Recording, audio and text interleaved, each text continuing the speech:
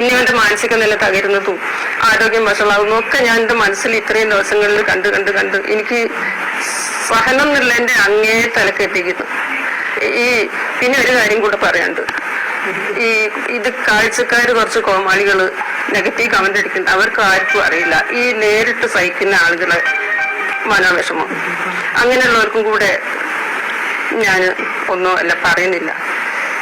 ഇത്രയൊക്കെയാണ്. എനിക്ക് എന്റെ മോനെ ഇനി ജീവനോടെ കിട്ടുന്നില്ല ഒരു പ്രതീക്ഷയില്ല.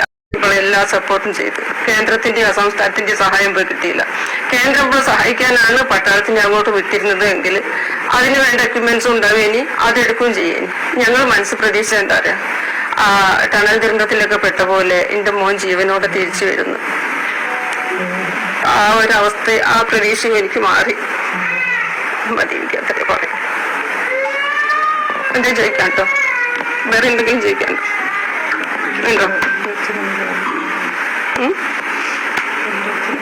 ഞങ്ങള് പട്ടാളക്കാരെന്ന് പറയുന്ന ഒരു അഭിമാനത്തോടെ കാണുന്ന ആൾക്കാരാണ്. ഞങ്ങള് അച്ഛൻ പട്ടാളക്കാരനാണ്.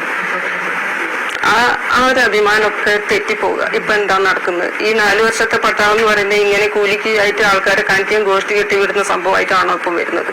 ഞങ്ങള് ഏറ്റവും അഭിമാനത്തോടെ കാത്തു നിന്ന് ഞങ്ങൾ മിലിറ്ററി ആവശ്യപ്പെട്ട് ഗൺസാ മിലിറ്ററി വന്നിട്ട് ഞങ്ങളെ മോനെ എത്രയും പെട്ടെന്ന് ഈ ദൗത്യത്തിൽ വിജയിച്ച് കാണിക്കുന്നു.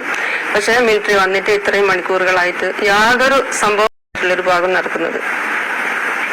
ഇന്ത്യൻ മിലിറ്ററിന്റെ ഈ ഒരവസ്ഥയെ പറ്റിയിട്ട് എനിക്ക് വലിയ വിഷമമുണ്ട്. കാരണം ഓലെ ഞാൻ കുറ്റം പറയല്ല, ഓൽക്ക് നിർദ്ദേശത്തിന്റെ കുറവുണ്ട്. പിന്നെ ഓല് വന്നപ്പോൾ ഉപകരണങ്ങൾ ഇല്ലാത്തത് തന്നെ